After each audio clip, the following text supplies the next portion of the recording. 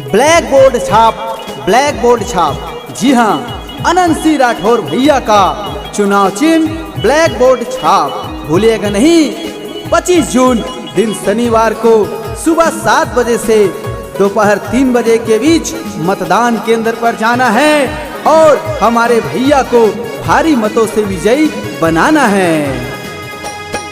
चलो संग चलो भैया, जुर मिल के जाना है। चलो संग चलो भैया, जुर मिल के जाना है। चल लगा जुर मिल के भैया ब्लैक बोर्ड में मुहर लगाना है। चल लगा जुर मिल के भैया ब्लैक बोर्ड में मुहर लगाना है। चलो संग चलो भैया, जुर मिल के जाना है। चलो संग चलो भैया, जुर मिल के जाना है। चल लगा जुर मिल के भैया ब्लैक बोर्ड में मुहर लगाना है। चल लगा जुर मिल के भैया ब्लैक बोर्ड में मुहर लगाना है। जनपद पंचायत मवई क्षेत्र क्रमांक 15 इंद्री भीमडोंगरी मनोरी से जनपद सदस्य पद हेतु लोकप्रिय, ईमानदार, कर्मठ, जुझारू, योग्य, लगनशील, सरल प्रत्याशी अनंत सिंह राठौर अंतु के चुनाव चिन्ह ब्लैक बोर्ड छाप पर मुहर लगाकर भैया को भारी मतों से विजयी बनाना है और जनपद सदस्य अपने क्षेत्र का बनाना है, जनपद सदस्य बनाना है। गरीब के बेटा ये है सबके दुलरवाए, मवई क्षेत्र के विकास करिए, मवई क्षेत्र के विकास करिए।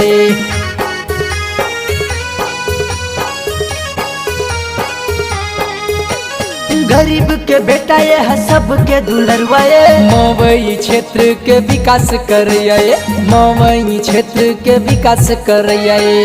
चलो संग चलो भैया, जुर मिल के जाना है। चलो संग चलो भैया, जुर मिल के जाना है। चल लगा जुर मिल के भैया ब्लैक बोर्ड में मुहर लगाना है। चल लगा जुर मिल के भैया ब्लैक बोर्ड में मुहर लगाना है। जन जन के प्रिय, सुख दुख के साथी अनंत सिंह राठौर अंतु भैया को भूलना नहीं है। ब्लैक बोर्ड छाप पर मुहर लगाकर भैया को जनपद पंचायत मवई क्षेत्र क्रमांक 15 के जनपद सदस्य बनाना है, जनपद सदस्य बनाना है। हमारे क्षेत्र का विकास कराना है तो ब्लैक बोर्ड छाप को जिताना है, ब्लैक बोर्ड छाप को जिताना है, ब्लैक बोर्ड छाप पर मुहर लगाना है।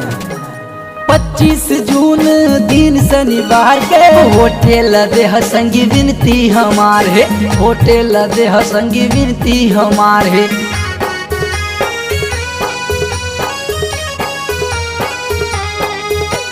25 जून दिन शनिवार के होटल देह संगी विनती हमार है, होटल देह संगी विनती हमार है। चलो संग चलो भैया, जुर मिल के जाना है। चलो संग चलो भैया, जुर मिल के जाना है। चल लगा जुर मिल के भैया ब्लैक बोर्ड में मुहर लगाना है। चल लगा जुर मिल के भैया ब्लैक बोर्ड में मुहर लगाना है।